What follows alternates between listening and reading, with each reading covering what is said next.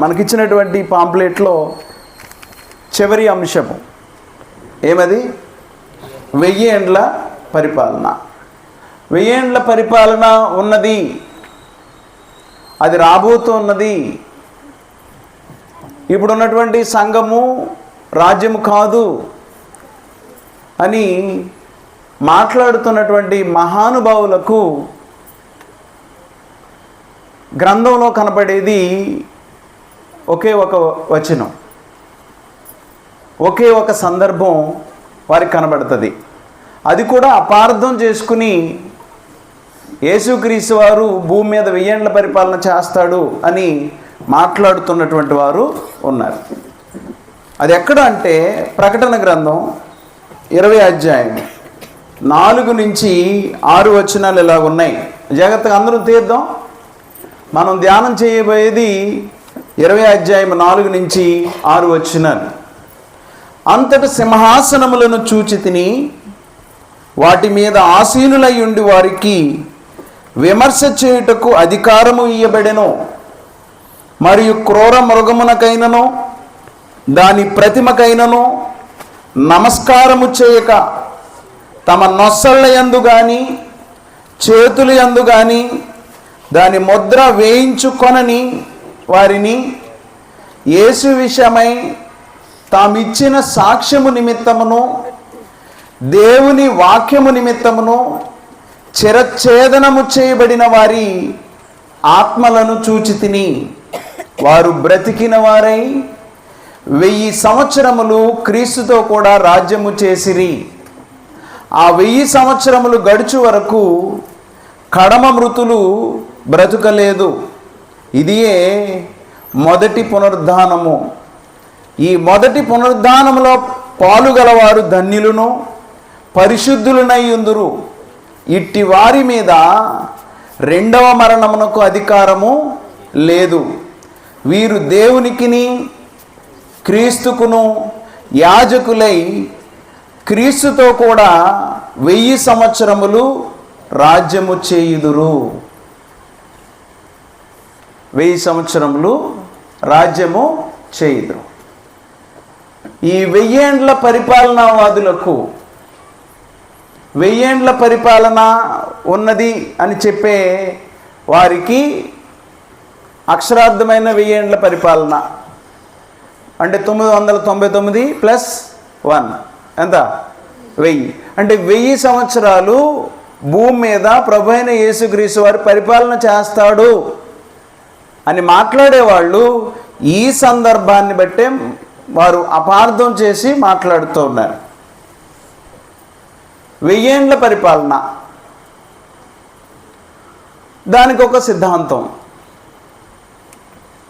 మిలియనిజం అని. మిలియనిజం అంటే 1000 ఏండ్ల తత్వవాదులు. ప్రీ మిలియనిలిజం అంటే 1000 ఏండ్ల పరిపాలనకు ముందుగానే యేసుక్రీస్తు యొక్క రాకడ వస్తుందని మాట్లాడేవాళ్ళు. ఈ 1000 ఏండ్ల పరిపాలనవాదులు మీకు ఇక్కడ బోర్డు మీద క్లియర్గా మీకు అర్థం కావడానికి 1000 ఏండ్ల పరిపాలనవాదులు ఎలాగో మాట్లాడతారో ఆ విషయాల్ని ఇక్కడ మీకు రాయడం జరిగింది. చూడండి, యేసుక్రీస్తు యొక్క జననం ప్రారంభంలో, ఆయన జననము, ఆ తర్వాత ఆయన మరణము, ఆయన ఆరోహణం అవడం, ఈ కాలంలో యేసుక్రీస్తు వారు భౌతిక రాజ్యాన్ని చేయడాన్ని అంటే యేసుక్రీస్తు వారు రాజు అవడాన్ని ఆయన తిరస్కరించాడంట భూమి మీద. ఈ 1000 ఏండ్ల పరిపాలనవాదులు మాట్లాడతారు. ఆ తర్వాత ఆయన ఆరోహణమై పరలోకానికి వెళ్ళిపోయిన తర్వాత పరలోకం నుండి పరిశుద్ధాత్ముడు భూమి మీదకి పంపబడ్డాడు. ఆ సమయంలో మనకందరికీ తెలుసు, పెంతెకొస్తు పండగ దినాన ఏం జరిగిందంటే భూమి మీద సంఘము ఏర్పడింది. వాళ్ళు ఏమంటారంటే అది కేవలం సంఘయుగం మాత్రమే. ఈ సంఘయుగము ఏనాడో ఎప్పుడో అది అంతమైపోతుంది.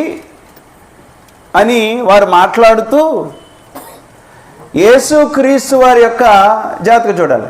యేసుక్రీస్తు వారి యొక్క రెండవ రాకడ, పరిశుద్ధాత్ముడు భూమి మీదకి పంపబడిన తర్వాత పెంతెకొస్తు పండగ దినాన సంఘము ఏర్పడము, అంటే అపోస్తలుల కార్యాలు 2వ అధ్యాయంలో ఏమైంది?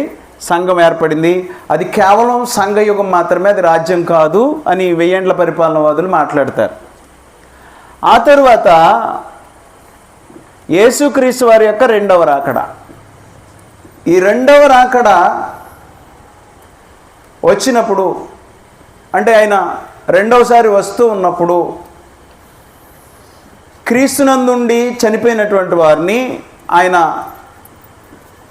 మధ్యాకాశంలో కలుస్తాడంట. అలాగే భూమి మీద అప్పుడు క్రీస్తునందు ఉండి క్రీస్తు చెప్పినట్లుగా బ్రతుకుతున్నటువంటి వారు కూడా ఏమవుతారు? వాళ్ళు ఎత్తబడతారు. క్రీస్తునందు ఉన్నటువంటి వారు, అటు క్రీస్తునందుండి చనిపోయినటువంటి వారు, భూమి మీద ఇంకా బ్రతికి ఉండి క్రీస్తునందు బ్రతుకుతున్నటువంటి వారు ఎత్తబడతారు.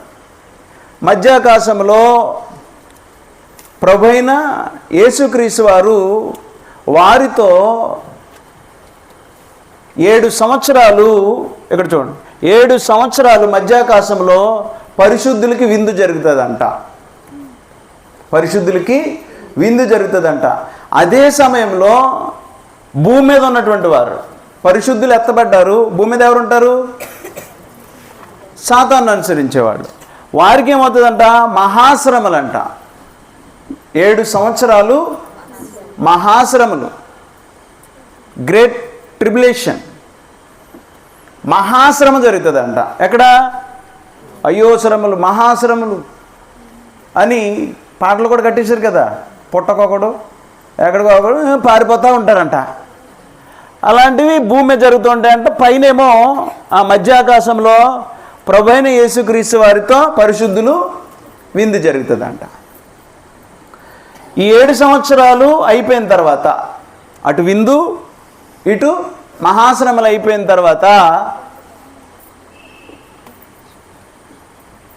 అక్కడ హార్మెగెద్దోన్ అనే యుద్ధం జరుగుతుందంట.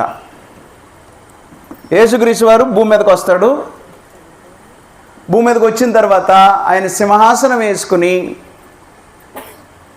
ఈ యుద్ధం తర్వాత, ఈ యుద్ధంలో సాతాను అనేవాడు బంధించబడతాడంట. బంధించబడిన తర్వాత ప్రభువైన యేసుక్రీస్తు వారు యెరూషలేములో సింహాసనం వేసుకుని పరిశుద్ధులతో పాటు 1000 ఏండ్లు పరిపాలన చేస్తాడంట. అర్థమవుతుందా? 1000 ఏండ్లు పరిపాలన చేస్తాడంట. భౌతిక సంబంధంగా గుర్తుపెట్టుకోండి, భౌతిక సంబంధంగా 1000 ఏండ్లు పరిపాలన చేసిన తర్వాత ఈ 1000 ఏండ్లు అక్షరార్థంగా అయిపోయిన తర్వాత తీర్పు జరుగుతుందంట. పరలోకానికి వెళ్ళాల్సిన వాళ్ళు పరలోకానికి, నరకానికి వెళ్ళాల్సినటువంటి వారు నరకానికి, వారికి తీర్పు తీర్చబడుతుందంట. ఇది 1000 ఏండ్ల పరిపాలనావాదులు చెప్పే సమాచారం. భూమి మీద ఖచ్చితంగా యేసుక్రీస్తు వారు 1000 ఏండ్ల పరిపాలన చేస్తాడు అని అటో ఇటో కొన్ని విషయాలు, ఇంకా రకరకాల డాక్ట్రిన్లు ఉన్నాయి దీంట్లోనే. మొత్తం మీద ఎవరైనా వారు చెప్పేది ఏమిటంటే ఖచ్చితంగా ప్రభువైన యేసుక్రీస్తు వారు భూమి మీద 1000 ఏండ్ల పరిపాలన చేస్తాడు అని మాట్లాడతారు. మనం పోయిన వారంలో ఏం నేర్చుకున్నామంటే యేసుక్రీస్తు వారు ఖచ్చితంగా భూమి మీద పరిపాలన చేయడు, క్లియర్ చేసుకున్నాం. కానీ వీరు ఏ సందర్భాన్ని బట్టి మాట్లాడతారో ఆ సందర్భాన్ని మనం ఈ దినాన్ని మనం నేర్చుకోబోతున్నాం. వాస్తవానికి ఏ సందర్భాన్ని బట్టి వారు అపార్థం చేయబడి మాట్లాడుతున్నారో మనం అర్థం చేసుకోవాల్సిన అవసరం ఉంది. వారు ఎక్కడి సమాచారాన్ని అపార్థం చేస్తున్నారు అంటే ప్రకటన గ్రంథంలో ఉన్నటువంటి సమాచారాన్ని అపార్థం చేస్తూ ఉన్నారు. ప్రకటన గ్రంథంలో ఉన్నటువంటి సమాచారాన్ని వారు అక్షరార్థంగా ఆలోచన చేసి పొరబడే పరిస్థితులు ఉన్నాయి. నిజానికి ప్రకటన గ్రంథం యొక్క ఉద్దేశం ఏ వ్యక్తి అయితే ప్రకటన గ్రంథం చదువుతూ ఉన్నాడో ఆ వ్యక్తికి ప్రకటన గ్రంథం యొక్క ఉద్దేశం అర్థం కావాలి. ఏంటి ప్రకటన గ్రంథం యొక్క ఉద్దేశం? రోమా ప్రభుత్వం కింద ఆదిమ సంఘాలు, ఆసియాలో ఉన్నటువంటి క్రీస్తు ప్రభు సంఘాలు హింసింపబడుతున్నాయి. ఆదిమ సంఘాలు ఏమవుతున్నాయి? హింసింపబడుతున్నాయి. రోమా మతం, రోమా చక్రవర్తి, అలాగే వారితో అపవాది కూడా కలిసి క్రైస్తవులను హింసిస్తున్నటువంటి సందర్భాలు అవి. శ్రమ పెడుతూ ఉన్న సందర్భాలు, క్రైస్తవుల్ని చంపేస్తూ ఉన్నారు. వారు చెప్పినట్లుగా చేయకపోతే చంపుతున్నటువంటి సమయాల్లో యోహాను ద్వారా ప్రభు అయిన యేసుక్రీస్తు వారు, అపోస్తులైనటువంటి యోహాను ద్వారా ప్రభు అయిన యేసుక్రీస్తు వారు ఏ సంఘాలైతే, క్రీస్తు ప్రభు సంఘాలైతే హింసింపబడుతూ ఉన్నాయో, శ్రమ పొందుతూ ఉన్నారో వారిని వారిని ఆదరించడానికి, వారిని ఇప్పుడు బాధలో ఉన్నారు, ఇబ్బందులు ఉన్నారు, సమస్యలు ఉన్నారు, హింస పొందుతూ ఉన్నారు, అలాంటి వారిని ఆదరించడానికి రాసిన పత్రికయే, గ్రంథమే ప్రకటన గ్రంథం. అర్థమవుతుందా? దాని ఉద్దేశాన్ని మీరి మాట్లాడితే రకరకాల ఆలోచనలు వెళ్ళిపోతాయి, భవిష్యత్తులో ఎప్పుడో జరగబోయేదని. కానీ ప్రకటన గ్రంథం ప్రారంభిస్తూ కూడా ఈ మాటలు మాట్లాడాడు. చూడండి ఒకసారి ప్రకటన గ్రంథము 1వ అధ్యాయం 1వ వచనం. యేసుక్రీస్తు తన దాసులకు కనబరుచుటకు దేవుడు ఆయనకు అనుగ్రహించిన ప్రత్యక్షత, ఈ సంగతులు త్వరలో సంభవింపనై ఉన్నవి. ఈ సంగతులు త్వరలో సంభవింపనై ఉన్నవి. త్వరలో అంటే ఇప్పుడు అక్కడ హింస పొందుతున్నటువంటి వాడికి, శ్రమ అనుభవిస్తున్నటువంటి వాడికి ఆదరణ ఎప్పుడు కావాలి? ఇమీడియట్గా రావాలి, అంతే కదా. శ్రమలు, ఇబ్బందులు పడుతూ ఉన్నప్పుడే ఆదరణ రావాలి. వారు చచ్చిపోయారు, అందరూ అయిపోయింది, ఇంకా రాజ్యం రాబోతుంది, 1000 ఏళ్ల పరిపాలన అంటే ఏమనాలి? నిజానికి త్వరలో సంభవింపనై ఉన్న సంగతులు అన్నాడు. త్వరలో సంభవింపనై ఉన్నటువంటి సంగతులు. ఇంకేమన్నాడు చూడండి కింద 3వ వచనం. సమయము సమీపించినది కనుక ఈ ప్రవచన వాక్యములు చదువువాడును వాటిని విని ఇందులో వ్రాయబడిన సంగతులను గైకొని వారును ధన్యులు అన్నాడు. సమయము సమీపించింది అని 1వ శతాబ్దంలో చెబితే ఇంకా జరగలేదు. ఈ ప్రకటన గ్రంథం అంతా కూడా ఎప్పుడో జరగబోతుంది భవిష్యత్తులో. 2000 సంవత్సరాలు అయిపోయింది ఆల్రెడీ. అక్కడ ఏమన్నాడు? సమయము సమీపించింది. ఎవరైతే స్థానిక సంఘాలని, ఆసియాలో ఉన్నటువంటి సంఘాలని హింసిస్తున్నారో వారి మీదకి తీర్పు రావడం అనేది, సంఘానికి ఆదరణ కలుగజేయడం అనేది ఇమీడియట్లీ అక్కడ జరగాల్సి ఉన్నది. వాస్తవానికి అది సమీపించి ఉన్నది, వారికి ఆదరణ. ఆ సమయము సమీపించి ఉన్నది, త్వరలో సంభవింపనై ఉన్న సంగతులు అవన్నీ కూడా అని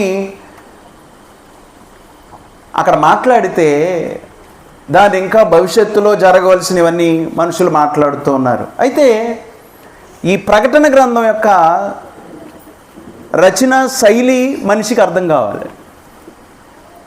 ఎక్కువ అపార్థం చేయబడుతున్నటువంటి పుస్తకము ప్రకటన గ్రంథం. అంటే ప్రకటన గ్రంథంలో రాయబడినటువంటి భాష దర్శనపు భాష, అపోకలిప్టిక్ లాంగ్వేజ్,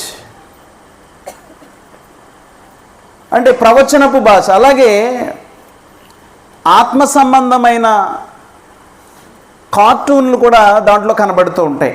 స్పిరిచువల్ కార్టూన్స్ ఆ లాంగ్వేజ్లో కనబడుతూ ఉంటుంది. అనేక గుర్తులు కనబడుతూ ఉంటాయి. అలంకారికంగా మాట్లాడబడిన పరిస్థితులు కనబడుతూ ఉంటాయి. ఇవన్నీ అర్థం చేసుకుని ఒక వ్యక్తి ప్రకటన గ్రంథాన్ని ఇంటర్ప్రిట్ చేయాలి. అలాంటిది ఒక సంఖ్య 1000 సంవత్సరాలు ఇక్కడ కనబడ్డది కాబట్టి 1000 సంవత్సరాలు యేసుక్రీస్తు పరిపాలన చేస్తాడు. ఇది అర్ధరహితమైనటువంటి సమాచారం. ప్రకటన సందేశాన్ని అనేక గుర్తులతోనూ సంఖ్యలతోనూ ఈ ప్రకటన గ్రంథంలో మనం చూస్తూ ఉంటాం. మాట్లాడడం గుర్తులతోనూ సంఖ్యలతోనూ మాట్లాడడం మనం చూస్తూ ఉంటాం. ఉదాహరణకి 2 సాక్షులు అంటాడు. 2 సాక్షులు అని అన్నప్పుడు మనుషులు ఆ ఇద్దరు ఎవరు అని వెతుకుతూ ఉన్నారు. కానీ దేవుడు ఏం చెప్పాలనుకున్నాడంటే 2 అంటే అది బలమైన సాక్ష్యం. ఒకడు చెప్పాడు అనుకోండి, ఆ సాక్ష్యం ఎవరు నమ్మొచ్చా? కానీ 2 చెబితే స్ట్రాంగ్ అని చెప్పడానికి దేవుడు 2 సాక్షులని వాడుకున్నాడు. అది మానేసి ఒక ఆయన మోషే అయి ఉంటాడు, వీళ్ళ ఆలోచన అన్నమాట. ఇంకొక ఆయన పౌలు అయి ఉంటాడు. ఇలా 2 వ్యక్తుల గురించి ఆలోచన చేస్తూ ఉన్నారన్నమాట. ఇలాగూ ప్రకటన గ్రంథంలో కనబడుతూ ఉంటుంది. 24 పెద్దలు సంఖ్యలు అన్నమాట, 4 జీవులు, 144,000 మంది. రేపొద్దున దేవునితో ఉండబోయేవారు ఎంతమంది అంటండి? 144,000 మంది అని అన్నప్పుడు మనుషులు దేని గురించి ఖచ్చితంగా పరలోకం వెళ్ళేవాళ్ళు 144,000 మందే, ఇంకెవడో వెళ్ళడో అని మొదలెట్టారు. అది 144,000 మంది సంఖ్య అంటే ఏమిటి అనేది అర్థం చేసుకోవడం, దాని వెనక ఏముంది, ఏం సమాచారం చెప్పబోతున్నాడు ఆయన అనేదానికి వెళ్లకుండా అక్షరార్థంగా 144,000 మందిని వారి క్యాల్కులేషన్లో చూపించడానికి ప్రయత్నం చేశారు. అలాగున విఫలమయ్యారు. అలాగే మనకందరికీ తెలుసు, ఎలా చూడాలి, 666 ముద్ర. ఏ ముద్ర అంటే అండి? 666 ముద్ర. ఈ 666 ముద్ర ఎవడైతే వేయించుకొనడో వాడికి మహాశ్రమలు భూమి మీద. ఎవడైతే 666 ముద్ర వేయించుకుంటాడో వాడికి శ్రమలని, వేయించుకొని వాడు శ్రమలు అనుభవిస్తాడని భూమి మీద. వాడు దేవుని అంటే క్రీస్తుని అంగీకరించిన వాడు అని, వేయించుకున్నవాడు సాతాను అని. ఇదిగో 666 ముద్ర రాబోతోంది. ఎక్కడ ఏం జరిగినా సరే అది 666 ముద్ర. ఇక్కడ నుదుటి మీద వేస్తారంట, చేతి మీద వేస్తారంట. అసలు 666 ముద్ర గురించి ఏం మాట్లాడుతున్నాడు? సంఖ్యనే చూస్తున్నాడు తప్ప మనిషి దాని వెనకాలన్న సమాచారం ఏంటో గుర్తించలేకపోతూ ఉన్నాడు. అలాగూ అపార్థం చేస్తారు ప్రకటన గ్రంథాన్ని.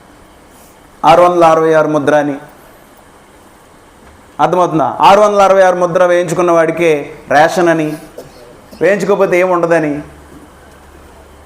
అర్థమవుతుందా? అంటే అక్షరార్థంగా ప్రతిదీ కూడా ఆలోచన చేయడం, లిటరల్గా ఆలోచన చేయడం మొదలుపెట్టారు. ఆ తర్వాత క్రూర మృగం, భూమృగం, స్త్రీ సాంగత్యం ఎరగని వారు, ఇలాగున మాట్లాడుతూ వాటన్నిటి గురించి మనం మాట్లాడతలేదు. కానీ ఇక్కడ సందర్భం ఏమిటంటే వాస్తవానికి 1000 ఏండ్ల పరిపాలన. 1000 ఏండ్ల పరిపాలన అంటే మనం చర్చించుకునేది, మనం చెప్పుకున్నటువంటి అన్నిటి గురించి కాదు, కానీ ఈ ఒక్కటి గురించి ఆలోచన చేస్తూ ఉన్నాం. దేవుని చిత్తమైతే ఎప్పుడైనా వీటన్నిటి గురించి ఒక్కొక్కటి మనం ఆలోచన చేద్దాం. ఈ 1000 ఏండ్ల పరిపాలన మనం ఈనాడు చర్చించుకోబోయేది వాస్తవానికి. అది 20 అధ్యాయంలోనే, ప్రకటన గ్రంథం 20 అధ్యాయంలోనే మనకి ఈ 1000 ఏండ్ల పరిపాలన అనేది కనబడుతుంది. అయితే మనం ఏం చూడాలి అంటే గ్రంథములో 1000ని ఉపయోగించిన తీరు మనం చూడాలి. 1000ని ఎన్ని విధాలుగా ఉపయోగించాడు, ఎన్నిసార్లు గ్రంథంలో వ్రాయబడింది 1000 గురించి. ఎప్పుడైనా అక్షరార్థంగా 1000 గురించి దేవుడు ఆలోచన చేశాడా అనేది మనం గుర్తించాల్సినటువంటి అవసరం ఉంది.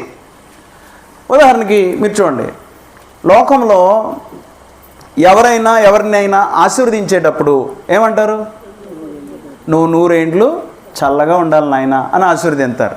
మనం చూస్తూ ఉంటాం లోకంలో, అవునా? అంటే దాని అర్థం ఏంటి? ఖచ్చితంగా చెప్పండి, ఖచ్చితంగా 100 సంవత్సరాలు నిజమేనా? అంతేనా? దాని అర్థం అంతేనా? ఖచ్చితంగా వీడు 100 సంవత్సరాలు ఖచ్చితంగా బ్రతకాలి, 100 కన్నా ఎక్కువ బ్రతకూడదా? లేకపోతే ముందు చచ్చిపోకూడదా? మీకు అర్థమవుతుందా? అంటే మనిషి యొక్క ఆలోచనలు ఏముంటుందంటే వీడు దీర్ఘాయుష్యుని కలిగి బ్రతకాలి అని అనటానికి 100 ఎక్కువ కాబట్టి ఏమంటారు? 100 ఏళ్ళు చల్లగా ఉన్నాయన అంటే దీర్ఘాయుషు కలిగి బ్రతుకు అన్న మాటని ఏమంటున్నారు? నువ్వు 100 ఏళ్ళు బ్రతుకు అంటారు. అంతే తప్ప అక్షరార్థంగా 100 ఏళ్ళు బతకమని కాదు. ఇంకొకటి మీరు లోకంలో చూస్తూ ఉంటారు, ఏం చూస్తారు? నీ గురించి 1000 కళ్ళు వేసుకొని చూస్తూ ఉన్నా అంటారు. దాని అర్థం ఏంటి? ఆ వ్యక్తికి 1000 కళ్ళు ఉన్నాయన్నా. అరే వీడికి 1000 కళ్ళు ఎప్పుడు వచ్చేసిరా అని అడిగితే ఎలా ఉంటుంది? ఎలా ఉంటుందండి? అర్థం కాలేదనమాట. అంటే అలంకారికంగా మాట్లాడటము, మనిషి అక్షరార్థంగా దాన్ని ఆలోచన చేస్తూ ఉన్నాడు. మనిషికి ఉండే 2 కళ్ళు. దేవుని గురించి కూడా మాట్లాడాడు. ఏమని? ఎన్ని నేత్రాలంట, ఎన్ని ఆత్మలంట. అర్థమవుతుందా? దేవుని 7 ఆత్మలు అన్నాడు. అంటే ఏంటి? అంటే దాని అర్థం ఏంటి? 7 ఆత్మలు అంటే ఏంటి అర్థం? అంటే 7 ఆత్మలు యెహోవా అంటే ఇప్పుడు ఒక వ్యక్తి అన్నాడు, యెహోవా గురించి మాట్లాడుతూ 3 యెహోవాలు అన్నాడు. ఇప్పుడు దేవుని 7 ఆత్మలు అని అన్నప్పుడు 7 యెహోవాలు అంటాడేమో, 7 యెహోవాలు అంటాడేమో. మీకు అర్థమవుతున్న విషయం? 7 ఆత్మలు అంటే 7 అనేది సంపూర్ణతకి సింబల్. అంటే ఏంటి? ఆయన సమస్తమును చూడగలుగుతూ ఉన్నాడు, ప్రతి చోట ఆయన ఉన్నాడు. అంటే సంపూర్ణతకి సింబల్గా ఆయన 7 ఆత్మలు గలవాడు అనే విషయాన్ని అక్కడ మాట్లాడాడు తప్ప ఇంకొక అర్థము కాదు. అయితే ఈ 1000ని అంటే గ్రంథంలో 1000ని ఉపయోగించిన తీరు మనం ఒక్కసారి చూస్తే అసలు 1000 అనేది మనం అక్షరార్థంగా చూడొచ్చా కాదనేది మనకు అర్థమవుతుంది. చూద్దాం. నిర్గమకాండము 20వ అధ్యాయము 6వ వచనంలో ఉంది, నన్ను ప్రేమించి నా ఆజ్ఞలను గైకొని వారిని 1000 తరముల వరకు కరుణించువాడునై ఉన్నాను.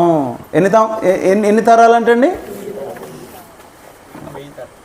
1000 తరముల వరకు ఏమైనాడంటండి? ఎవరితో మాట్లాడుతున్నాడు? ఇశ్రాయేలుతో మాట్లాడుతున్నాడు. మాట్లాడుతూ ఏమంటున్నాడు? 1000 తరముల వరకు అంటే అక్షరార్థంగా 1000 తీసుకుంటాం అక్కడ.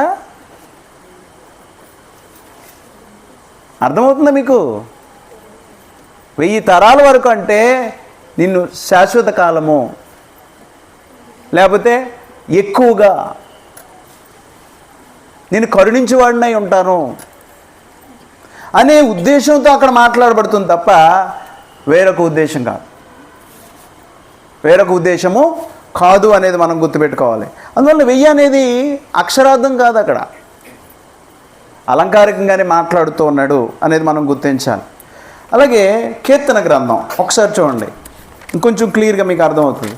కీర్తన గ్రంథము 50వ అధ్యాయం 10వ వచనం, అడవి మృగములన్నీ 1000 కొండల మీది పశువులన్నీ నావే కదా. ఒకసారి ఆగుదాం.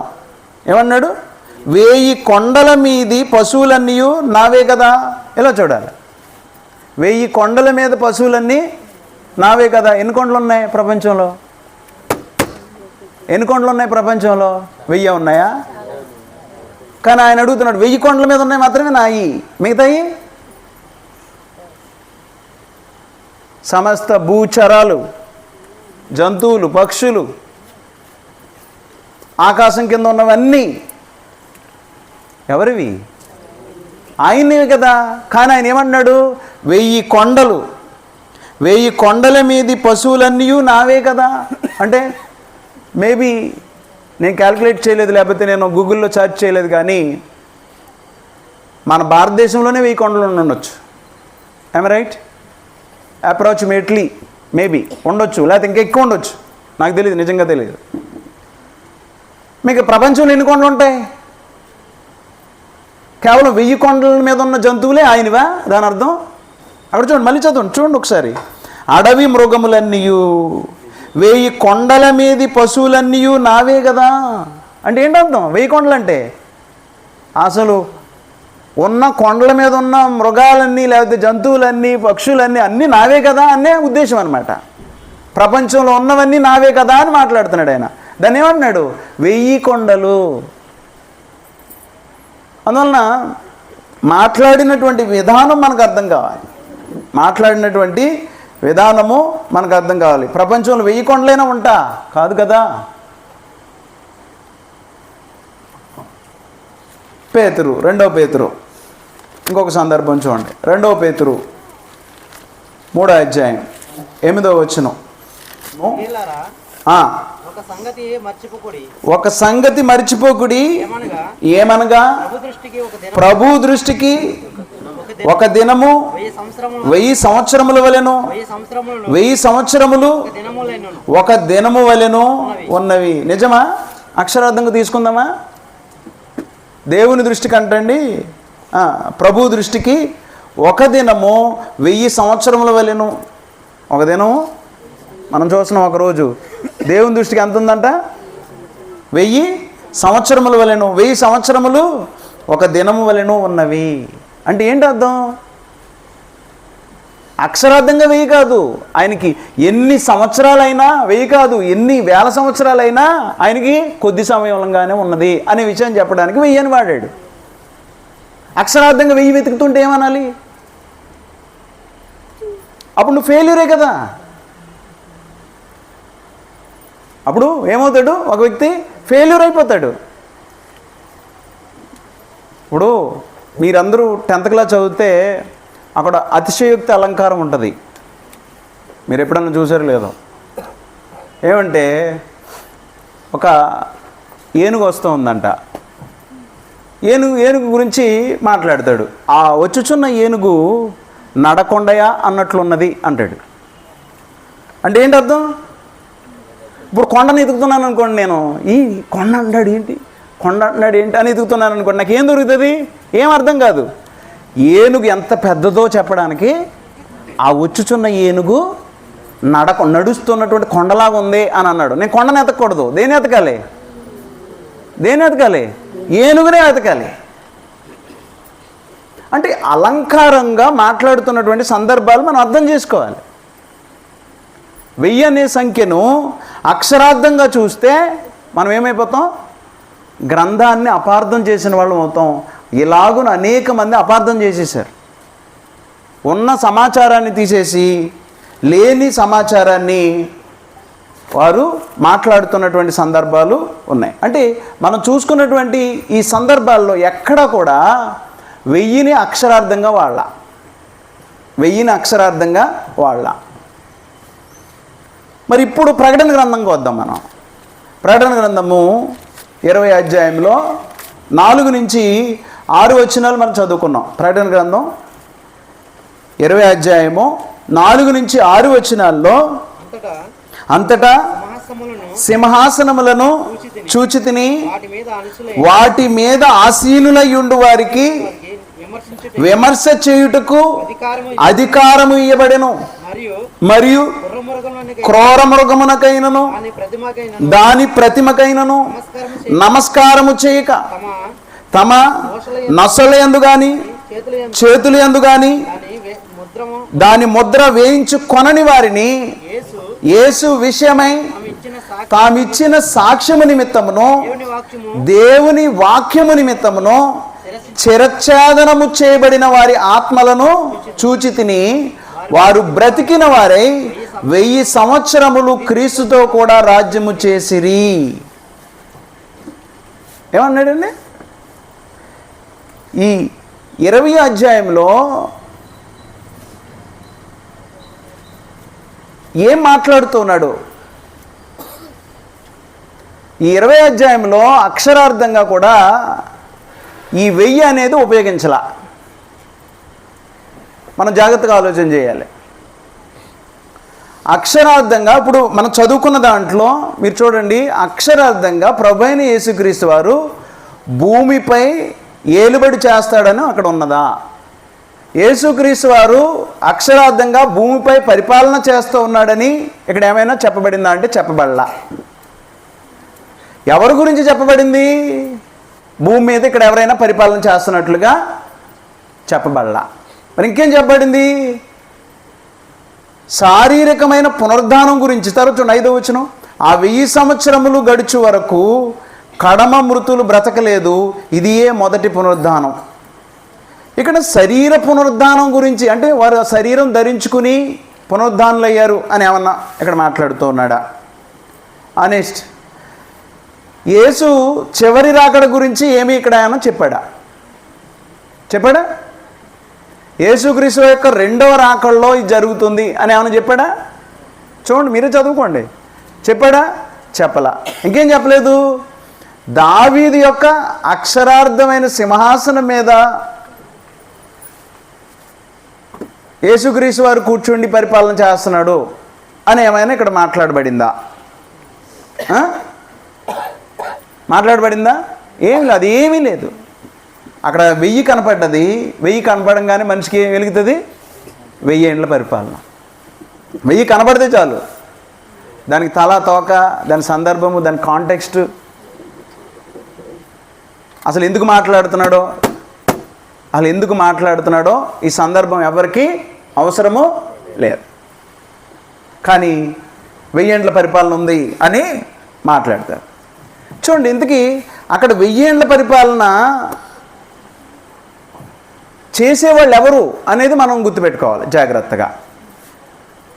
ఏ 1000 ఏండ్ల పరిపాలన గురించి ఇక్కడ మాట్లాడుతూ ఉన్నాడు? అక్షరార్థంగా 1000ని వెతికితే మనం సమస్యను కొని తెచ్చుకుంటాం. చూడండి, 20వ అధ్యాయం మొదటి నుంచి ఒకసారి చూడండి. మరియు పెద్ద సంఖ్యలను చేతపట్టుకొని అగాధము యొక్క తాళపు చెవి గల ఒక దేవదూత పరలోకము నుండి దిగి వచ్చుట చూచి తిని. ఇలా చూడాలి, ఈ వచనం ఏం మాట్లాడుతుందండి? పెద్ద సంఖ్యలను చేతపట్టుకొని అగాధము యొక్క తాళపు చెవి గల యొక్క దేవదూత పరలోకం నుండి దిగి వచ్చుట చూచి తిని. దీని అర్థం చెబితే ఏం చెప్తారు మనుషులు? పెద్ద సంఖ్యలను చేతపట్టుకొని. పెద్ద సంఖ్యలు అంటే ఏం గుర్తుకొస్తాయి మనిషికి? సంఖ్యలు తెలుసు కదా మీకు. గొలుసులు అవి పట్టుకుని అగాధము యొక్క తాళపు చెవి. తాళపు చెవి అన్నప్పుడు మనకేం గుర్తుకొస్తుంది వెంటనే? ఏంటిదా? తాళపు చెవి. అగాధము యొక్క తాళపు చెవి గల యొక్క దేవదూత పరలోకం నుండి దిగి వచ్చుట చూచి తిని. అతడు ఆది సర్పమును అనగా అపవాదియును సాతానును అను ఆ ఘట సర్పమును పట్టుకొని 1000 సంవత్సరములు వానిని బంధించి అగాధములో పడవేసి. అంటే ఇప్పుడు అర్థం ఏంటి? సాతాను శరీరాన్ని ధరించుకున్నవాడా లేకపోతే ఆత్మ? చెప్పండి ఎవరైనా. అపవాది ఆత్మ. ఇప్పుడు ఆత్మని ఏమంటూ ఉన్నాడు? దేవదూత ఎలా వచ్చాడంట? పెద్ద సంఖ్యలు పట్టుకుని అగాధం యొక్క తాళపు చెవి పట్టుకుని వచ్చాడంట. దాని అర్థం ఏంటి? ఆ పెద్ద సంఖ్యలు, భౌతికంగా సంఖ్యల గురించి ఆలోచన చేసావనుకో ఫెయిల్యూర్ వెంటనే. ఇప్పుడు ఆత్మని భౌతికమైన సంఖ్యలతో మనం పట్టుకోలేము. సాతాను ఉంటాడు, ఇక్కడే ఉంటాడు, మధ్యలో వింటూ ఉంటాడు విషయాల్ని. ఇప్పుడు భౌతికమైన సంఖ్యలతో ఎవరు పట్టుకోగలరు? ఆత్మని పట్టుకోగలరా? నిన్ను నన్ను అనుకోండి, భౌతికమైన సంఖ్యలు వేసేసి తీసుకెళ్ళొచ్చు, కదలడు ఇంకా. కానీ ఇక్కడ వాడుతుంది ఏంటి? ఇప్పుడు ఆత్మ సంబంధమైన సంఖ్యలు వేసి వాడిని బంధించాలి. అగాధం యొక్క తాళపు చెవి. అగాధం యొక్క తాళపు చెవి అంటే ఏంటి? తాళపు చెవి దేనికి సింబలు? భౌతికమైన తాళం చెవి కాదు ఇక్కడ. తాళపు చెవి అధికారానికి సింబల్. వాడిని బంధించి అగాధంలో వాడిని బంధించడానికి అధికారాన్ని పట్టుకుని వచ్చాడు అనమాట. అర్థమవుతుందా? దానికి ఏం మాట్లాడాడు? ప్రవచన గ్రంథం యొక్క స్టైల్లో ఏం మాట్లాడాడు అంటే సంకెళ్ళు పట్టుకుని, అగాధం యొక్క తాళపు చెవి పట్టుకుని, అక్కడ సంకెళ్ళు లేవు, భౌతికమైన సంకెళ్ళు లేవు, భౌతికమైన తాళం చేయలేదు. అది అర్థం చేసుకోవాలి ప్రకటన గ్రంథం వల్ల. కానీ నువ్వు సంకెళ్ళ గురించి, తాళపు చెవి గురించి వెతుకుతున్నావు అనుకో, ఏమవుతుంది? అర్థమవుతుందా మీకు? సాతాను ఆత్మని ఏ సంఖ్యలతో బంధింతావు నువ్వు? కానీ ప్రభు అయిన యేసుక్రీస్తు వారు బంధించాడు వాడిని. మనం నేర్చుకున్నాం సిలువ మరణానికి ముందు లోకం, ఒక టాపిక్ నేర్చుకున్నాం మనం. ఏం జరిగింది? సిలువ మరణానికి ముందు సాతాను ఏం చేసేవాడు? భూమి మీద ఉన్నటువంటి వారు అందరి చేత పాపం చేయించేవాడు. 1, 2, పరలోకానికి వెళ్ళి సహోదరుల మీద నిందలు మోపేవాడు. 3, చనిపోయినటువంటి ఆత్మల్ని పాతాళంలోంచి బయటికి తీసుకొచ్చేవాడు. వాడి పని అది. ఇప్పుడు ప్రభు అయిన యేసుక్రీస్తు వారు ఏం చేశారు అంటే, వాడి పనికి బంధకాలు వేశాడు. అధికారం కలిగినటువంటి వాడే. అంటే ఆ బంధకం వేయడానికి, అంటే అటు పరలోకం వెళ్ళలేడు. ఇప్పుడు యేసుక్రీస్తు యొక్క శిలువ మరణం తర్వాత, శిలువ మరణం ద్వారా ఏం జరిగిందంటే, పరలోకం నుంచి సాతాను నెట్టివేయబడ్డాడు. ఇటు పాతాళానికి కూడా వెళ్ళలేకుండా పాతాళం మీద కూడా ప్రభు అయిన యేసుక్రీస్తు వారు అధికారి అయి ఉన్నాడు. అంటే ఏం జరిగింది? వాడి యొక్క పనిలో వాడు విచ్చలవిడిగా తిరిగేశాడు. 3 లోకాలు, పరలోకం, భూమి మీద, పాతాళ లోకం. వాడి ఇష్టానుసారంగా మనుషుల్ని ఇబ్బంది పెట్టేవాడు. అటు పరలోకానికి వెళ్ళి నిందలు మోపుతూ ఉండేవాడు. ఇటు చనిపోయినటువంటి వారిని కూడా రెస్ట్లో ఉంచేవాడు కాదు. సమూయేలుని బయటికి తీసుకొచ్చాడు. ఎవరు? సాతాను. ఇలాంటి వాడిని, ఇలాంటి క్రియలన్నీ కూడా జరగకుండా వాడి యొక్క పరిధి, సాతాను యొక్క శక్తి ఏమైందంటే పరిమితి చేయబడింది అని చెప్పడానికి సాతానికి సంకెళ్ళు అన్నాడు. అర్థమవుతుందా? సాతానికి సంకెళ్ళు అన్నాడు. ఇప్పుడు భౌతికమైన సంకెళ్ళ గురించి ఆలోచన చేశాడు అనుకోండి, ఏం జరుగుతున్నట్టు? వాడికి ఎప్పటికైనా గ్రంథం అర్థమవుతుంది నిజానికి. సాతాను యొక్క శక్తి పరిమితం చేయబడింది. ఈనాడు క్రీస్తు ప్రభునందు ఉన్నటువంటి వారిని సాతాను ఏమీ చేయలేడు. క్రీస్తునందు నువ్వు బ్రతుకు, సాతాను నిన్నేమీ చేయలేడు. అది సంకెళ్ళు వేయబడ్డాయి వాడికి. అర్థమవుతుందా? అలాగూ సంఖ్యలు వేయబడ్డాయి, వాడికి పరిమితి ఇవ్వబడింది. మనం నేర్చుకున్నాం సాతాను యొక్క పరిమిత శక్తి అని నేర్చుకున్నాం. వాడికి సంఖ్యలు వేయబడ్డాయి, వాడు బంధించబడ్డాడు అగాధంలో. చూడండి ఏమంటున్నాడు అక్కడ, అతడు ఆది సర్పమును అనగా అపవాదియు సాతానును అను ఆ ఘట సర్పమును పట్టుకొని 1000 సంవత్సరములు వాడిని బంధించి అగాధములో పడవేసి. 1000 సంవత్సరాలు అంటే అక్షరార్థమైన 1000 సంవత్సరాలు కాదు, శాశ్వత కాలం. వాడికి సంఖ్యలు వేయబడ్డాయి. క్రైస్తవుల్ని ఇబ్బంది పెట్టకుండా, క్రీస్తునందు ఉన్నటువంటి వారిని ఇబ్బంది పెట్టకుండా వాడు బంధించబడ్డాడు. నువ్వు కావాలని వెళ్ళి పాపం చేస్తే సాతాను ఖచ్చితంగా వాడుకుంటాడు. మీకు చెప్పాను నేను, ఎలా చూడండి, ఎలా చూడాలి మీకు చెప్పాను నేను. ఏం చెప్పానంటే, సాతాను ఇప్పుడు ఎలా ఉన్నాడు అంటే, ఒక స్తంభానికి కుక్కను కట్టేస్తాం అనుకోండి సంఖ్యలు వేసి, కుక్క కరుస్తుందా అని అడిగాను. ఏమంటారు మీరు? ఇక్కడ ఎవరు కరద అంటున్నారు? బంధించేస్తే కరదా ఎవరంట? అదే మరి, అదే అంటే కరుస్తుంది కరెక్టే, కరుస్తుంది కరెక్టే, కరవదు కరెక్టే, రెండు కరెక్టే. ఎలా రెండు కరెక్ట్ అవుతాయి? నువ్వు దగ్గరికి వెళ్తే కరుతుంది, దూరంగా ఉంటే అలాగ అయిందనమాట సాతాను యొక్క పరిస్థితి ఈనాడు. నువ్వు సాతాన్ని ప్రేమించి, లోకాన్ని ప్రేమించి వాడి దగ్గరికి వెళ్తున్నావు అనుకో, సాతాను వశం చేసుకుంటాడు. ఏయ్, నేను క్రీస్తు రక్తాన్ని బట్టి నిలబడతా, పాపం చేయకుండా నిలబడతాను. నువ్వు నిర్ణయించుకుని వాడి జోలికి వెళ్లకుండా పాపం చేయకుండా బ్రతుకుతున్నావు అనుకో, ఏం జరుగుతుంది? వాడు నిన్ను ఏమీ చేయలేడు. వాడు అది బంధించబడటం అంటే ఇక్కడ. అలాగ 1000 ఏళ్ళు అంటే శాశ్వత కాలం. క్రైస్తవులు ఏమీ చేయలేడు. క్రీస్తునందు బ్రతుకుతున్నావా, ఏమీ చేయలేడు వాడు. నువ్వు క్రీస్తునందు బ్రతుకుతే నేను నరకానికి తీసుకువెళ్ళలేడు, ఆడుండే చోటది రేపొద్దున్నా. అలాగూ బంధించబడ్డాడు అని చెప్తున్నాడు. కానీ ఇది అక్షరార్థంగా మనం ఆలోచన చేసామనుకోండి, ఏమైపోద్ది అసలు? ఏమవుతుంది? అందులో కింద చూడండి 4వ వచనం చూడండి. ఇప్పుడు ఇంతకీ 1000 ఏళ్ల పరిపాలన చేసేవారు ఎవరంటే ఇంతకని కొన్ని వచనాలు మనం చూసుకుందాం. 1000 ఏళ్ల పరిపాలన చేసేవాళ్ళు ఎవరు అంటే చూడండి 4వ వచనంలో, అంతటి సింహాసనములు చూచితిని, వాటి మీద ఆసీనులై ఉండి వారికి విమర్శ చేయుటకు అధికారం ఇయ్యబడెను. గుర్తుపెట్టుకోండి, మొదటిది క్రూర మృగమునకైనను. ఎవడు 1000 ఏళ్ల పరిపాలన చేసేది? క్రూర మృగమునకైనను దాని ప్రతిమనకైనను నమస్కారము చేయక. అర్థమవుతుందా? నమస్కారము అంటే క్రూర మృగానికి కానీ దాని ప్రతిమకు కానీ నమస్కారము చేయనిటువంటి వారు, చేయని వారు. ఆనాడు క్రూరమృగం అంటే మళ్ళీ ఏదో క్రూరమృగం వస్తుందని మీరు ఆలోచన చేయకండి. అర్థమవుతుంది? అంతే కదా, అక్షరార్థంగా ఆలోచన చేసావు అనుకో, క్రూరమృగం దానిగా కాదు, అక్షరార్థంగా చూడొద్దు క్రూర జంతువు అని. అక్కడ క్రూరమృగం ఎవరు అంటే ఆనాడు ఆదిమ సంఘాలు రామా ప్రభుత్వం కింద నలిగిపోతూ ఉన్నాయి, హింస పొందుతూ ఉన్నారు, తలకాయలు తెగి పడుతున్నాయి. అదే చెప్తారు ఇక్కడ వాస్తవానికి. ఇప్పుడు తలకాయలు తెగి పడుతూ ఉన్నాయి, అంత హింసలు అనుభవిస్తూ ఉన్నారు. ఆ హింసలు అనుభవిస్తూ ఉన్నప్పుడు ఇక్కడ మాట్లాడుతున్నటువంటి సందర్భం క్రూర మృగం ఎవరు అంటే రోమా ప్రభుత్వం. అర్థమవుతుందా మీకు? క్రూర మృగంతో పోల్చాడు రామపట్నాన్ని. దానికి నమస్కారం చేయకుండా, దాని ప్రతిమకైనను నమస్కారము చేయక.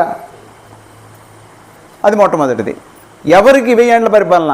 క్రూర మృగానికి నమస్కారం అంటే లోకానికి తలవంచనిటువంటి వారు ఆనాడు గుర్తుపెట్టుకోండి. తర్వాత 2, తమ నొసళ్ళ యందు కానీ చేతుల యందు కానీ దాని ముద్ర వేయించుకొనని వారు. మొదలెట్టేశారు అంతే. ఇగో ఒకనొక దినాన రాబోతుంది 666 ముద్ర. గుర్తుపెట్టుకోండి, 666 ముద్ర రాబోతుంది.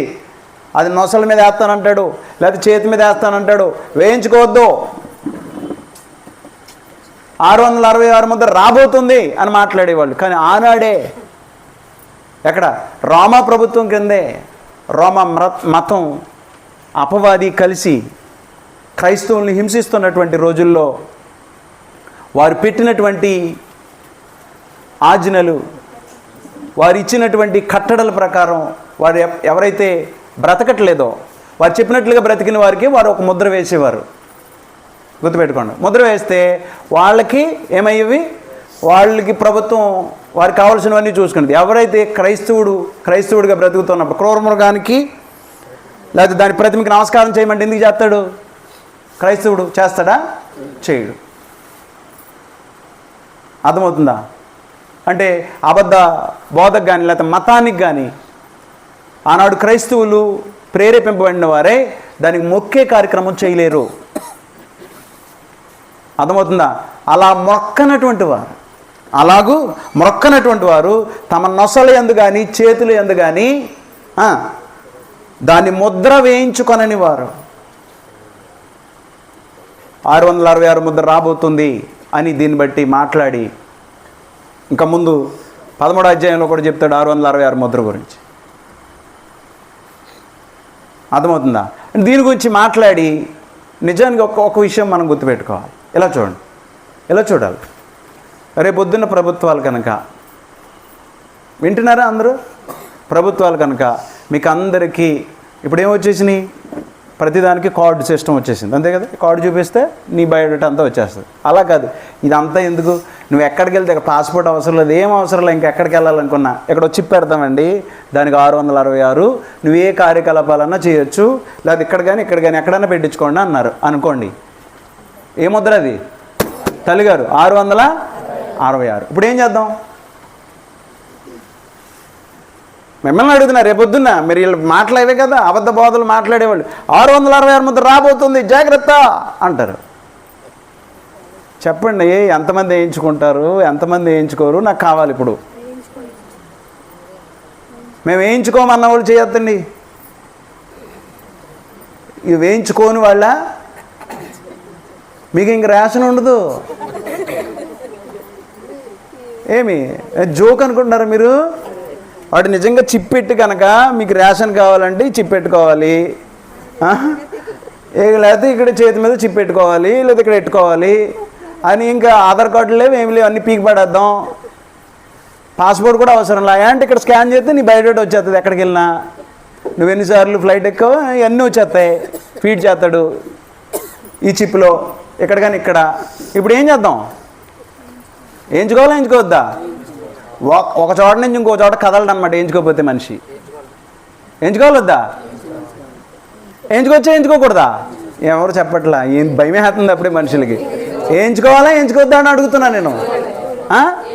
ఎంచుకోవాలి. అయితే ఇంకో మాట ఇప్పుడు చెప్తున్నా, ఇప్పుడు చెప్పేదేనండి, అది ఎంచుకోవాలి. ఓకే, ఇప్పుడు ఈ 666 ఎవడైతే ఇక్కడ రామ మతం చెప్పినట్లుగా అందరూ కూడా ఇప్పుడు కూర్చున్న వాళ్ళందరూ లేకపోతే ప్రపంచంలో ఉన్న వాళ్ళందరూ అందరూ కూడా విగ్రహానికి సాగిలపడాలి. సాగిలపడిన వాడికి ఒక ముద్ర వేస్తాం, అది 666. వినండి ఒకసారి, అది 666. అలాంటి వాడికి రేషన్ ఎక్కడికైనా తిరిగే పరిస్థితులు అన్నాడు అనుకోండి. ఇప్పుడు వేయించుకోకూడదు. అర్థమవుతుందా మీకు? నిజంగా 666 ముద్ర వస్తుందని కాదు నేను మాట్లాడేది. అర్థమవుతుంది? అక్షరార్థమైన 666 ముద్ర గురించి కాదు. వాడు ఏ ముద్ర వేసినా వాడు ఎందుకు చేస్తున్నాడో దాన్ని బట్టి మనం ప్రొసీడ్ అవ్వాలి. అర్థమవుతుందా మీకు? అది 666 ముద్ర వచ్చేస్తుంది. ఏమొచ్చేస్తుంది? అందువలన ఇలాంటి అబద్ధ బోధలు లోకంలో ఎక్కువగా ఉన్నాయి. కానీ ఇక్కడ చూడండి ఏం మాట్లాడుతున్నాడు రామా. ఇక్కడ చెప్పినట్లుగా క్రూర మృగమునకైనను దాని ప్రతిమకైనను నమస్కారము చేయక. లోకానికి నమస్కారం చేసేవాడా క్రైస్తవుడు? కాదు. విగ్రహాలకి నమస్కారం చేసేవాడా? ప్రతిమను పెట్టాడన్నమాట ఆనాడు. దీనికి మొక్కండ్ర లేకపోతే చంపేస్తాం అన్నాడు. ప్రాణాలు పోయినా సరే మేము మొక్కము అన్నటువంటి వారు అన్నమాట నిలబడ్డారు. నిలబడితే ఏం చేశాడంటే రోమ ప్రభుత్వంలో ఉన్న వాళ్ళు తలకాయని లేకుండా చేశాడు అనమాట. మొండి మీద నరికి పడేసేవాడు. నరికి పడేస్తుంటే తలకాయలు తెగిపోయినాయి. క్రైస్తవులు తలకాయలు తెగిపోయినాయి అన్నాడు. వాళ్ళ గురించి మాట్లాడుతూ ఉన్నాడు ఇక్కడ. వారు పరిపాలన చేసేది వాస్తవానికి 1000 ఏళ్ల పరిపాలన. ప్రకటన గ్రంథం 6వ అధ్యాయము 9, 10, 11 వచనాలు. ఆయన 5వ ముద్రను విప్పినప్పుడు దేవుని వాక్యము నిమిత్తమును తామిచ్చిన సాక్ష్యము నిమిత్తమును వధింపబడిన వారి ఆత్మలను బలిపీఠము కింద చూచి తిని. ఎవరు ఏమయ్యారంటండి? వధింపబడ్డారంటే ఏంటి? మెడకాయ మీద తలకాయలు లేవు, తలకాయలు తీసివేయబడ్డారు. వధించబడిన ఆత్మలను చూచి తిని వారు నాథా సత్యస్వరూపి పరిశుద్ధుడా ఎందాక తీర్పు తీర్చకయు మా రక్తము నిమిత్తం భూనివాసులకు ప్రతిదండన చేయకయుందు అని బిగ్గరగా కేకలు వేసిరి. అలాంటి పరిస్థితులు అన్నాడు జరిగినాయి. 11 తెల్లని వస్త్రము వారిలో ప్రతివానికి ఇయ్యబడెను, అంటే వారు పరిశుద్ధులు అనమాట. మరియు వారి వలనే చంపబడబో వారి సహదాసుల యొక్కయు సహోదరుల యొక్క లెక్క పూర్తగు వరకు ఇంకా కొంచెము కాలము విశ్రమింపవలనని వారితో చెప్పబడును. ఓపిక పట్టండి, ఇంకా కొంచెం కాలం, ఇంకా లెక్క ఉంది.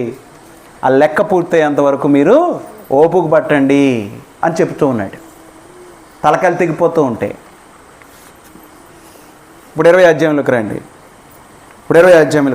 అంటే ఏంటి? ఆనాడు ఏమైంది? అనేకుల యొక్క తలకాయలు తెగిపోతున్న దినాలు అవి. 20వ అధ్యాయము 4వ వచనం. తమ నొసళ్ళ యందు కానీ చేతుల యందు కానీ దాని ముద్ర వేయించుకొనని వారిని యేసు విషయమై తామిచ్చిన సాక్ష్యము నిమిత్తమును దేవుని వాక్యము నిమిత్తమును, జాగ్రత్త గుర్తుపెట్టుకోండి, చిరచ్ఛేదనము చేయబడిన వారి ఆత్మలను చూచి తిని. ఎవరిని చూశారంట? ఇలా చూడ, చిరచ్ఛేదనం చేయబడిన వారి ఆత్మలు చూసారా, శరీరాలు చూసారా?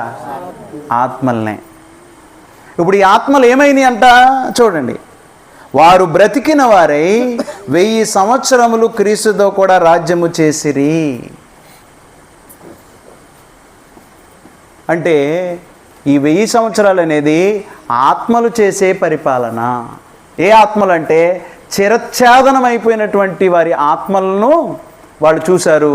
చూస్తే వారు బ్రతికింపబడినట్టుగా కనపడతారు. చచ్చిపోయారు కదా.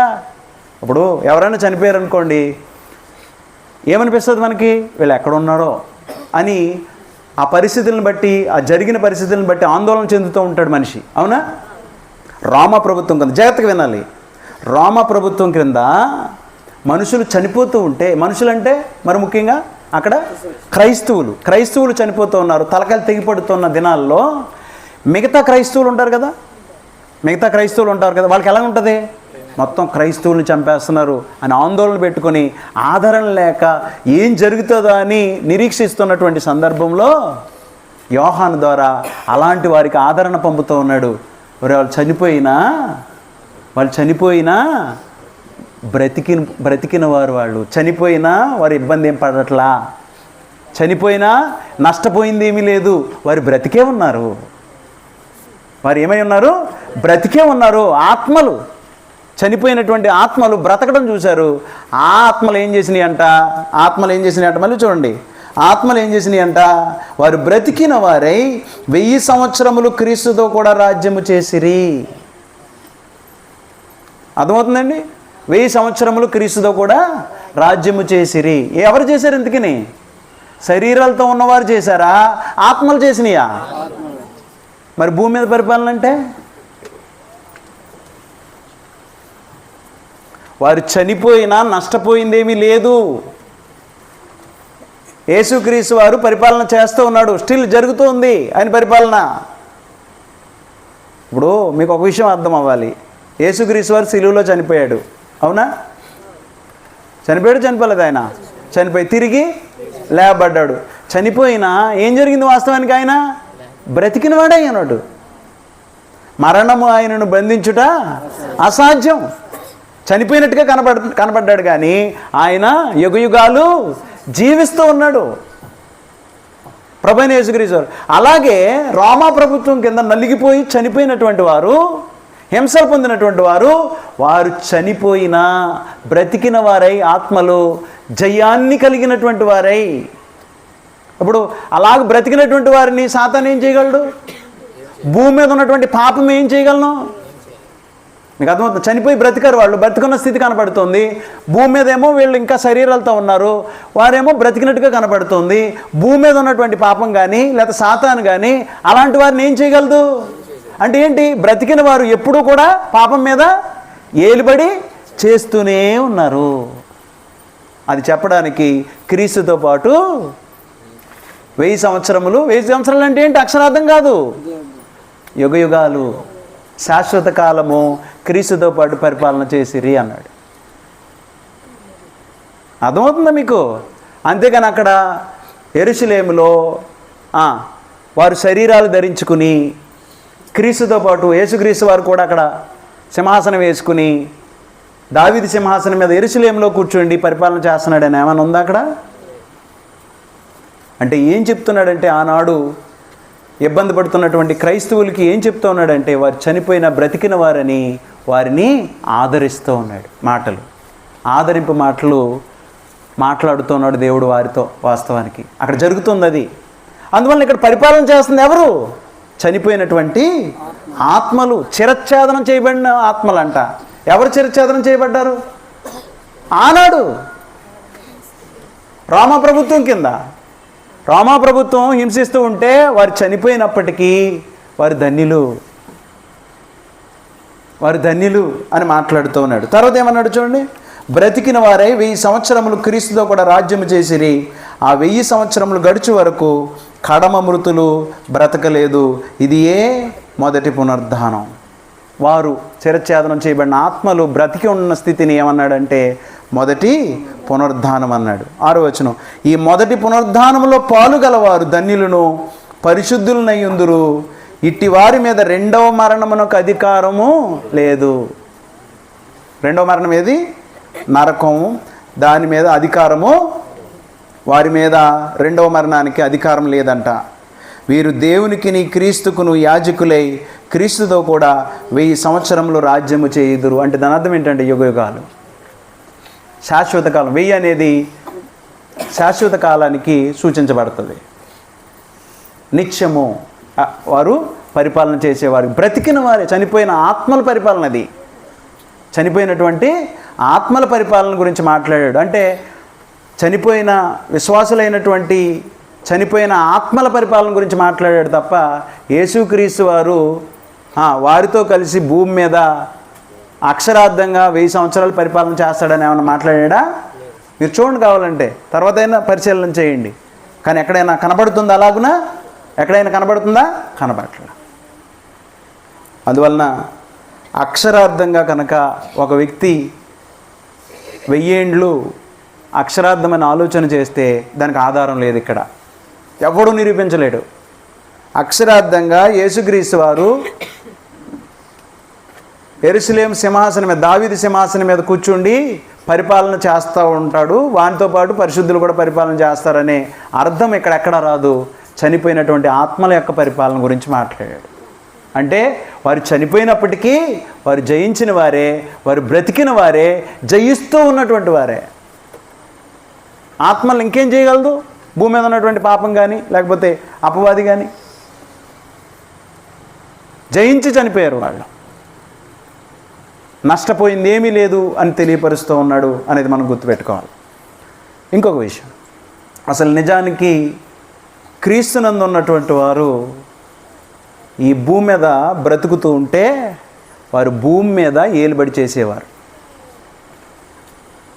నా మాట అర్థమవుతుందా మీకు? ఏంటి మళ్ళీ ఇలా కానీ ఇలా వచ్చారు ఏంటంటే అలా ఉందా మీకు? చూడండి, భూమి మీద మనం ఉన్న క్రైస్తవులు ఉన్నాం. నువ్వు నిజంగా క్రైస్తవుడిగా బ్రతుకుతూ ఉంటే భూమి మీద ఎవరు? నువ్వు ఏలుబడి చేసేవాడివి, అంటే పరిపాలించేవాడివి. ఏం పరిపాలన చేస్తావు నువ్వు? ఏం ఏలుబడి చేస్తావు భూమి మీద? భూమి మీద ఏం ఏలుబడి చేస్తావు నువ్వు క్రైస్తవుడైతే? ఏమి ఆత్మ సంబంధమైన రాజ్యం గురించి మాట్లాడుతున్నాడు. ఏం ఏలుబడి చేస్తావంటే పాపం మీద ఏలుబడి చేస్తావు. నువ్వు క్రైస్తవుడు అయితే పాపం మీద ఏలుబడి చేసేవాడు అనేది గుర్తుపెట్టుకోవాలి. పాపం చేసేవాడు ఏలుబడి చేయట్లా. అంటే భూమి మీద క్రీస్తునందు, నిజంగా క్రీస్తునందు కనుక నువ్వు బ్రతుకుతూ ఉంటే పాపం మీద ఏలుబడి చేస్తావు నువ్వు. అంటే నువ్వు ఏలుబడి చేసేవాడివే కదా, నువ్వు ఏళ్తున్నవాడివే కదా క్రైస్తవుడు అయితే. అలా మాట్లాడుతుంది గ్రంథం. 3 విషయాలు చెప్పి నేను ముగిస్తా. భూమి మీద ఉన్న క్రైస్తవుడు పరిపాలన చేసేవాడే. ఒకవేళ హింసింపబడి హతసాక్షి అయిపోయినా పరిపాలన చేసేవాడే. ఒకవేళ ఒక వ్యక్తి క్రీస్తునందుండి పరలోకం వెళ్ళినా వాడు పరిపాలన చేసేవాడే. అంటే యుగ యుగాలు పరిపాలన చేస్తాడు క్రైస్తవుడు అయితే. గుర్తుపెట్టుకోండి, 1000 సంవత్సరాలు కాదు. 1000 సంవత్సరాలు అనేది అక్షరార్థము కాదు. రోమపత్రిక 5వ అధ్యాయం 17వ వచనం, మరణము ఒకని అపరాధ మూలమున వచ్చినదై ఆ ఒకని ద్వారానే ఏలిన ఎడల కృపాబాహుల్యమును నీతి దానమును పొందువారు జీవము గలవారై మరి నిశ్చయముగా యేసుక్రీస్తును ఒకని ద్వారానే ఏలుదురు. జీవము గలవారై ఎవరు? జీవము గలవారై భూమి మీద క్రైస్తవులు ఏం చేస్తారు? పాపం మీద ఏలుబడి చేస్తారు. జీవం ఉందంటే ఏమి ఉండదు ఆ వ్యక్తిలో? పాపం ఉండదు. అంటే ఏంటి? నువ్వు క్రైస్తవుడు అయితే పాపం మీద ఏలుబడి చేయాలి. పాపం మీద ఏలుబడి చేయకపోతే నువ్వు క్రైస్తవుడు కాదు. ఇంకోటి తెలుసా? ప్రభువైన యేసుక్రీస్తు వారు రాజు, ప్రధాన యాజకుడు. మరి నీ పరిస్థితి ఏంటి? క్రైస్తవుడి పరిస్థితి ఏంటని అడుగుతున్నా నేను. నీ రాజు ఉన్నాడు, అలాగే ఆయన ప్రధాన యాజకుడు కూడా ప్రభువైన యేసుక్రీస్తు వారు. మరి క్రైస్తవుడు ఎవరు? 1 పేతురు 2వ అధ్యాయం 9వ వచనం, అయితే మీరు చీకట్లో నుండి ఆశ్చర్యకరమైన తన వెలుగులోనికి మిమ్మల్ని పిలిచిన వాని గుణాతిశయములను ప్రచురము చేయు నిమిత్తమును ఏర్పరచబడిన వంశమును రాజులైన యాజక సమూహము. క్రైస్తవుడు అయితే నువ్వు రాజువి, యాజకుడివి. రాజు అంటే ఏంటి ఇప్పుడు చెప్పండి? నువ్వు క్రైస్తవుడు అయితే నువ్వు రాజు అంట. దాని అర్థం ఏంటి? రాజు అంటే ఏంటి? అధికారం కలిగిన వాడు. దేని మీద అధికారం కలిగిన వాడు నువ్వు రాజు అని ఇష్టానుసారంగా తిరిగెత్తి ఊరుకుంటారా? భూమి మీద ఊరుకుంటారండి మనల్ని? ఉండదు. నువ్వు రాజువి దేని మీద అంటే పాపం మీద ఏలుబడి చేయడానికి రాజువు నువ్వు ఎప్పుడైతే రాజుగా ఉన్నావో అప్పుడే యాజకుడివి. గుర్తుపెట్టుకో, నువ్వు రాజు కాకపోతే యాజకుడు కాదు. యాజకుడు అంటే ఏంటి? దేవునికి విజ్ఞాపన చేసేవాడు. దేవునికి విజ్ఞాపన చేసే అర్హత ఉండాలంటే ఆ వ్యక్తి పాపం చేయకుండా బ్రతికేవాడై ఉండాలి. అలాంటి వాని ప్రార్థన ఆయన వింటాడు దేవుడు. పాపం చేయకుండా బ్రతుకుతున్నావంటే నువ్వు రాజువి. నీ మాట వింటాడు ఆయన, నీ ప్రార్థనకు ఆన్సర్ వస్తుంది నువ్వు రాజుగా బ్రతుకుతూ ఉంటే. అంటే ఏంటంటే పాపాన్ని ఏలుబడి చేసే రాజువు నువ్వు భూమి మీద. అంటే నువ్వు ఏలుబడి చేస్తూ ఉన్నావు, అది నీ ధన్యత వాస్తవానికి. రోమపత్రిక 6వ అధ్యాయం 12-13 వచనాల్లో ఉన్నాయి. కాబట్టి శరీర దురాశలకు లోబడినట్లుగా చావునకు లోనైనా మీ శరీరమందు పాపమును ఏలనీయకండి. శరీరమందు ఏమి ఏలనీయకూడదంట? పాపాన్ని. అంటే మన శరీరంతో పాపం చేయకూడదని దాని అర్థం. మన శరీరంలో మన జీవితంలో పాపం కనబడుతుందంటే పాపం నిన్ను ఏలుతుంది, నువ్వు పాపాన్ని ఏలట్లేదు.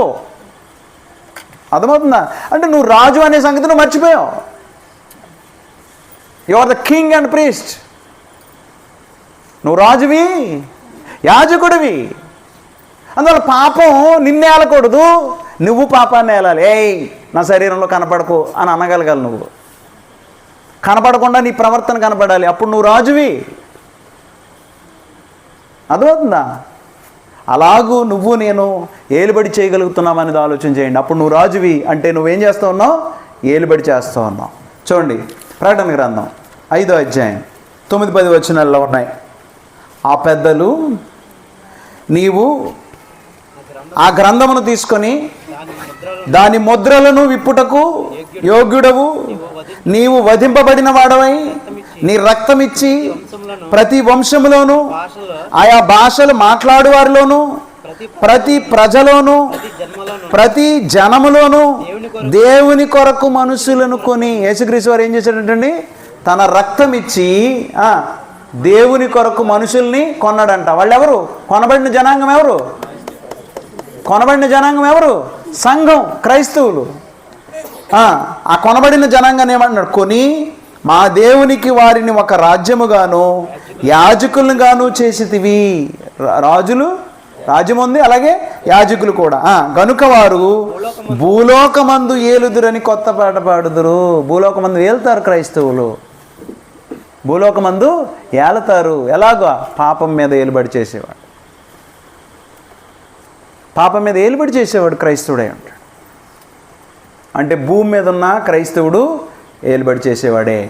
ఒకవేళ చనిపోయాడు అనుకో, హతసాక్షి అయిపోయాడు అనుకో, 20వ అధ్యాయంలో చెప్తున్నాడు. ఒకవేళ హతసాక్షి అయిపోయాడు అనుకో, వాడేమై ఉంటాడు? చూడండి 4వ వచనం. యేసు విషయమై తామిచ్చిన సాక్ష్యము నిమిత్తము, 4వ వచనం, యేసు విషయమై తామిచ్చిన సాక్ష్యము నిమిత్తమును దేవుని వాక్యము నిమిత్తమును చిరచ్ఛేదనము చేయబడిన వారై, చిరచ్ఛేదనము చేయబడిన వారి ఆత్మలను చూచి తిని వారు బ్రతికిన వారై 1000 సంవత్సరములు క్రీస్తుతో కూడా రాజ్యము చేసిరి. ఒకవేళ చిరచ్ఛేదనం చేయబడితే, హతసాక్షి అయిపోతే, అప్పుడు కూడా నువ్వు ఏలుబడి చేసేవాడివే. అప్పుడు కూడా నువ్వెవరు? ఏలుబడి చేసేవాడివే. ఈ 2 అయిపోయినాయి. ఇంకా 3వది, ఒకవేళ పరలోకం వెళ్తే, దేవుని రాజ్యాన్ని స్వతంత్రించుకుంటే, నువ్వు నిత్య జీవం పొందుకుంటే జరిగేది ఏమిటంటే అప్పుడు కూడా నువ్వు నిరంతరం యుగయుగాలు పరిపాలన చేస్తున్నటువంటి వాడివే. ఇది గ్రంథం చెప్తున్న సమాచారం. చూడండి, ప్రకటన గ్రంథం 22వ అధ్యాయము 3వది. పరలోకం వెళ్ళినా నీవు ఏలుబడి చేసేవాడివే. మొదటిది, భూమి మీద ఉన్న క్రైస్తవుడు ఏలుబడి చేసేవాడే, హతసాక్షి అయినా. 2వది, ఏలుబడి చేసేవాడే. 3, పరలోకం వెళ్ళిన వాడు ఏలుబడి చేసేవాడే. ఏ స్థితిలో కూడా కోల్పోయిందేమీ, నష్టపోయిందేమీ లేదు నువ్వు క్రైస్తవుడిగా బ్రతికితే. అది సమాచారం వాస్తవానికి లోకానికి. 22వ అధ్యాయం 5వ వచనం చూడండి, అందరూ తీయండి, విడిచిపెడుతున్నా మిమ్మల్ని. రాత్రిక ఎన్నడూనూ ఉండదు, దీపకాంతి అయినను సూర్యకాంతి అయినను వారికి అక్కర్లేదు. ఎక్కడికి వెళ్ళిన వారికి? పరలోకం వెళ్ళిన వాళ్ళకి. దేవుడైన ప్రభువే వారి మీద ప్రకాశించును, వారు యుగ యుగములు రాజ్యము చేయుదురు. క్రైస్తవులు ఏం చేస్తారంటండి? పరలోకం వెళ్తే, దేవుని రాజ్యాన్ని స్వతంత్రించుకుంటే వాళ్ళు ఏం చేస్తారు? యుగ యుగాలు రాజ్యము చేయుదురు. 1000 సంవత్సరాలు కాదు, యుగ యుగాలు అంటే శాశ్వత కాలం. ఎప్పటికీ పరిపాలన చేస్తూ ఉంటారు. అందువల్ల క్రైస్తవుడు నష్టపోయింది ఏముంది? ఏమంటే క్రైస్తవుడిగా నువ్వు బ్రతుకుతూ ఉన్నావు, హింసలు వచ్చినాయి, ఒకవేళ చంపేశారనుకో పోయిందేమీ లేదు, ఏలుబడి చేసేవాడివే. తీర్పు దినాన తీర్పు దినాన నువ్వు పరలోకం వెళ్ళడానికి నీ క్రైస్తవ జీవితాన్ని బట్టి నువ్వు పరలోకంలో ఉండాలి అని నీ పిలుపు వచ్చిందనుకో, తీర్పు దినాన నువ్వు నష్టపోయింది ఏముంటుంది?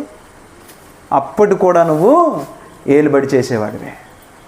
అప్పుడు కూడా నువ్వు ఏలుబడి చేసేవాడివే. యుగ యుగాలు రాజ్యం చేయుదురు అన్నాడు. ఎంతకాలం ఏంటి రాజ్యం చేయడం? యుగ యుగాలు రాజ్యం చేయుదురు అన్నాడు.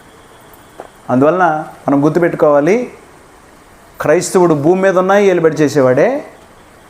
క్రైస్తవుడు చనిపోయినా, హతసాక్షి అయి చిరఛేదనం చేయబడినా, ఆత్మగా ఉన్నా వాడు ఏలుబడి చేసేవాడే.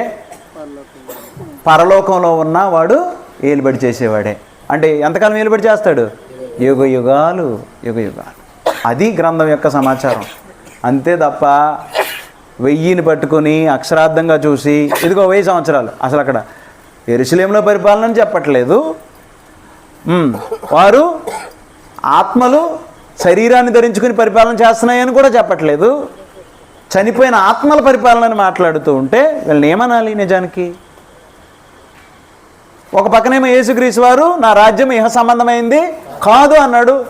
పాత నిబంధనలో దేవుడు ఏమన్నాడు? కన్యా సంతానంలో ఎవడు కూడా దావీదు సింహాసనం మీద కూర్చోడంతే, పరిపాలన చేయడు భౌతిక సంబంధంగా అని దేవుడు సెలవిస్తూ ఉంటే, వీరు భౌతికమైన పరిపాలన చేస్తాడని లేఖనాలను అపార్థం చేసి మనుషుల్ని అబద్ధ బోధ చుట్టూ ఎక్కడైనా ఏదైనా కనబడుతూ ఉంటే, ఇప్పుడు సూర్యోదయం కానీ సూర్యాస్తమయం కానీ అయినప్పుడు ఎలా కనబడుతుందండి? ఆకాశం ఎలా కనబడుతుంది? ఎర్రగా కనపడుతూ ఉంటుంది కదా. అదిగో ఇక్కడ ఎర్రగా కనపడుతుంది, ఆయన రాకడ ప్రారంభమైంది అని మాట్లాడేవాడు. ఆయన రాకడ వచ్చేస్తోంది. లేకపోతే అక్కడ ఎక్కడైనా యుద్ధం జరుగుతుంది అనుకోండి, అదిగో యెరూషలేములో అక్కడ మందిరం కట్టబోతోంది, యేసుక్రీస్తు వారు రాబోతూ ఉన్నాడు, అక్కడి నుంచి పరిపాలన చేయబోతూ ఉన్నాడు. అసలు మందిరానికి, పాత నిబంధన మందిరానికి నీకు ఏంటి సంబంధం? అందువల్ల మనుషులకి అర్థం కాని సమాచారం అన్నమాట. అబద్ధ బోధలో మునిగి తేలుతూ ఉన్నటువంటి పరిస్థితులు. ఇలాగ అబద్ధ బోధకు అనేకము మనుషుల్ని ఆశపెట్టి దానివైపు చూపిస్తున్నారు తప్ప, అవి ఏండ్ల పరిపాలన మీద ఏదో విశ్వాసం ఉంచితే పరలోకం వెళ్ళిపోదామని చూస్తున్నారు తప్ప, పరిశుద్ధంగా బ్రతకాలి, ఎప్పుడు చచ్చిపోయినా రెడీగా పరలోకం వెళ్ళడానికి ఒక వ్యక్తి సిద్ధంగా ఉండాలి అని ఆలోచన చేసి క్రీస్తు రాజ్యం అనే సంఘంలో ఒక వ్యక్తి ఆత్మ మూలంగాను నీటి మూలంగాను చేర్చబడి రాజ్య పౌరుడై, అలాగూ పౌరుడైనటువంటి వ్యక్తి రాజుగానే జీవితాంతం బ్రతికి, రాజుగా అంటే ఏంటి అర్థం?